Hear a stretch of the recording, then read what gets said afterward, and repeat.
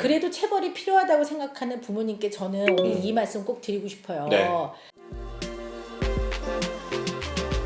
네, 여러분 안녕하세요. 오늘 오은영TV 부모 10계명 그 네 번째 이야기 시작하도록 하겠습니다. 네, 뭐죠? 때리지 마세요. 네. 참 할 말 많습니다. 할 말 많을 이야기인 것 같고요. 잊지 말아야 될 상황이다 보니까 거두절미하고요. 때리면 안 된다는 건 다 알고 계시잖아요. 자, 그러면 제가 기상 씨한테 질문 하나 할 건데요. 때려본 적 있으십니까? 저도 이렇게 맞고 크지를 않았거든요. 그런데 이렇게 어떤 상황이 됐을 때 아이한테 손을 댄 적이 있어요. 진짜 좀 당황한 것 같아요. 지금. 아니 정말로. 내가 이렇게 옆에서 보는데. 왜냐하면 왜 그랬을까부터 시작을 해서 여러 가지 기억들이 있거든요. 네. 그러면 어떨 때 아이들을 때리게 되는 걸까요? 물론 때려도 되는 상황이란 건 이 세상에 없어요. 없습니다. 그러나 네. 이제 우리가 이야기를 해보는 거죠. 감정을 컨트롤 못할 때, 부모가 자기 감정을 컨트롤 못할 때. 제일 많은 이유가 아이가 내 말을 안 따르고 내 말을 안 듣는단 말이에요. 근데 늘 말씀드리지만 애들은 원래 말을 안 들어요. 익숙해지거나 분명한 개념이 생길 때까지 말을 들으면 안전하지 않은 거예요. 왜냐하면 이렇게 하는 거구나 이렇게 개념이 생기면 상관없는데 개념이 충분히 생기기 전까지는 낯설고 새로운 걸 선뜻 받아들이는 게 인간이 자기를 보호하고 지키는 면에 있어서는 안전하지 않은 거거든. 그때까지라도 그러니까는 엄마 말을 들어야지, 아빠 말을 들어야지. 왜 자기 마음대로 그러냐고. 그게 뭐 부모의 입장인데요. 근데 애 입장에서는 네네. 네보다 아니요, 싫은데요를 먼저 배우는 게 자기를 지켜가는 방어 기제 중에 하나이기 때문이거든요. 그러니까 일단 뭐가 정확하지 않을 때, 확실하지 않을 때는 일단 방어막을 쳐야지. 모르겠어. 잠깐 이렇게 하지. 네네 이렇게 안 안 하거든. 하죠. 근데 이제 부모 입장에서는 이 아이가 내 말을 바로바로 따라줬으면 좋겠어. 그게 아무리 좋은 의도라도 복종과 굴복과 승복이라는 게 싹 들어가 있는 거야. 그래서 빨리 말을 듣게 하려면 동원하는 게 물리적 힘이에요. 그렇죠. 그래서 언제나 어떤 상황에서든 아이한테 가르쳐줘야 되는 것을 말로 가르치는 거고, 네. 아이 또한 그 과정에서 말로 표현하는 걸 배우는 거거든요. 네네. 응원합니다. 아이를 때리는 면에 있어서 거의 100%에 가까운 부모들은 아이를 학대하는 거에 대해서는 극렬히 반대하죠. 절대 안 되죠, 이렇게. 근데 체벌에 대해서는 의외로 잘 받아들이는 분들도 있어요. 그렇죠. 체벌에 대해서. 예. 그러니까 우리는 체벌에 대한 얘기를 해야 될 것 같아요. 왜냐면 학대는 범죄니까. 그건 말할 필요가 없고, 체벌을 많이 경험한 아이들이 성장했을 때 체벌을 경험하지 않았던 아이들에 비해서 불안장애, 우울증이 상당히 높은 걸로 연구 결과가 나왔어요. 그리고 자살률이 높은 걸로 나와요. 그리고 성인기에 데이트 폭력을 많이 하더래요. 때리지 말라는 이 계명을 이야기하면서 거기에 사랑의 매도 있고 뭐 여러 가지 케이스가 있다고 치자고요. 맞는다라는 행위를 당한 사람의 마음에서는 어떤 일들이 벌어지게 되고, 굉장히 중요한 이론적 연구 결과를 말씀을 드리면요. 네. 아이들이 어린 시절에 경험하는 두려움 중에 향후에 어른이 돼서도 그 사람의 정서 상태에 좋지 않은 영향을 주는 공포 6가지가 있어요. 궁금하죠? 궁금하네요 그거. 다음 시간에 할까?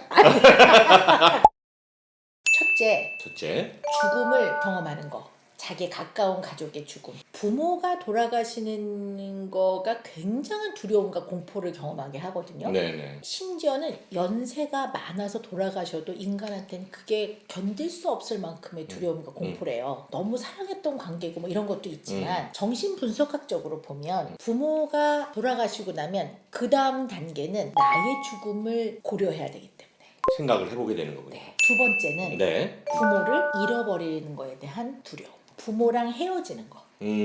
성인인데 불안으로 인해 힘들어하시는 분들 중에 실제로 어린 시절에 부모를 잃어버린 거, 그걸 기가 막히게 기억하는데, 어떤 분은 이렇게 말씀하세요. 1시간 만에 부모를 만났는데 그때 공포와 잃어버렸을 때 공포와 엉덩이를 그렇게 때렸다는 거예요. 너 어디 갔어? 막 이러면서 막 엉덩이를 때리는데 그게 더 공포스러웠죠 또. 그 기억하시더라고요. 예. 요즘에 이혼율도 높잖아요.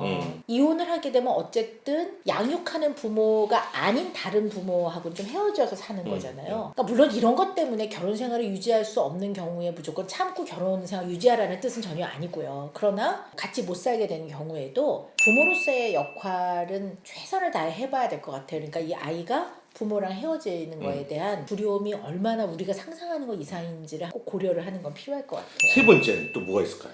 부모의 사랑을 잃을까 하는 두려움.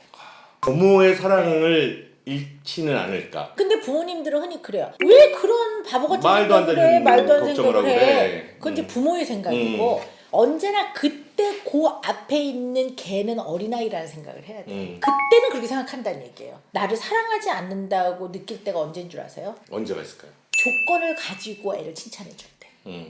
아유 네가 공부를 잘하니까 얘 참 이쁘다 얘 뭐 이런 거.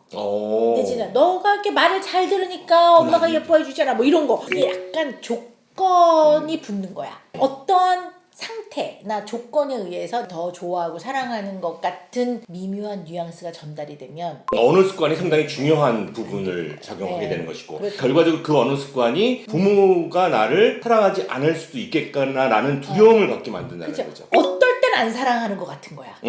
그래서 오케이. 조건이 붙으면 안 돼요. 자, 네 번째.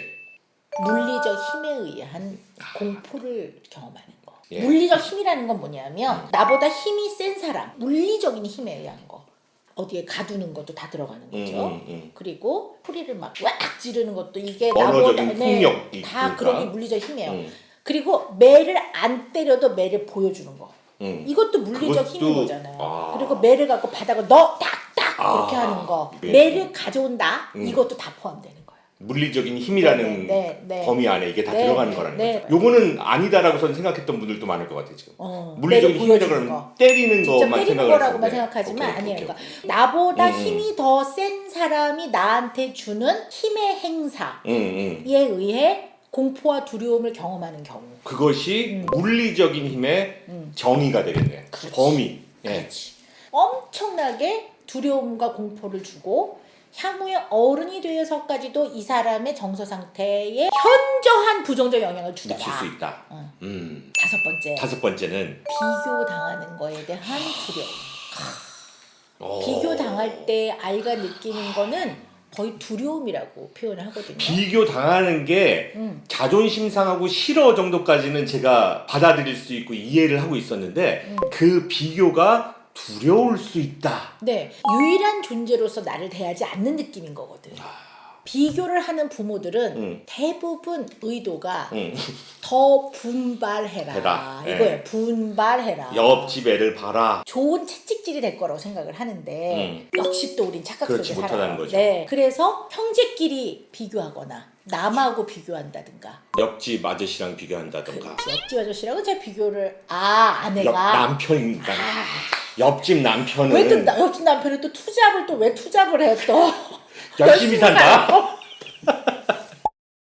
우리가 생각하지도 못한 비교가 하나 있어요. 좋지 않은 비교가. 부모가 자기 자신의 장점과 아이를 비교하는 거야. 어릴 때 나는 굉장히 열심히 했다. 이렇게 본인의 장점을 부각하는데 그 장점을 나의 아이가 좋아졌으면 좋겠는 부분하고 비교하는 거지.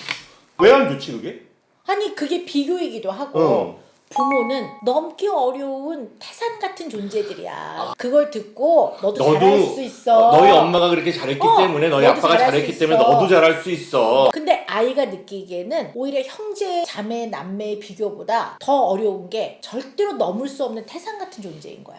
여섯 번째는요. 공포스럽고 두려운 상황을 실제 경험하는 거. 뭐 물에 빠졌다 건져진다든가 차가 꽉 와서 부딪혔다든가 굉장히 놀랬다든가 그렇죠.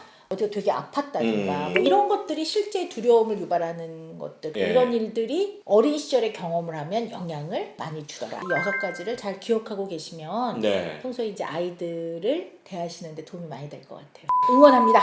아이 때리는 문제에 있어서는 이건 꼭 얘기를 해야 될 것 네. 같은 게요. 아이를 키울 때 너무 사랑하고 잘 키우고 싶기 때문에 어떤 부모라도 자식을 키우는 과정에서는 두려워요. 이 두려움을 빨리 인정해야 돼. 아, 내가 두렵구나 이게. 이래야 되는데 이 두려움을 직면하지 않고 애가 그 문제 상황을 안 보이면 내가 안 두렵거든. 그렇지. 그러니까 이걸 빨리 끝내려고 하는 거예요. 그러려면 물리적 힘에 의해서 이러면 애들이 딱 멈추거든. 사실은 뭐 징징거리고 두렵다고도 하고 무섭다고도 하고 화도 내는 게 나은 거예요. 왜냐하면 아이들이 더 이상 부모한테 감정을 표현 안 할 때는 딱 마음의 문을 닫은 거예요. 그래도 체벌이 필요하다고 생각하는 부모님께 저는 오늘 이 말씀 꼭 드리고 싶어요. 네.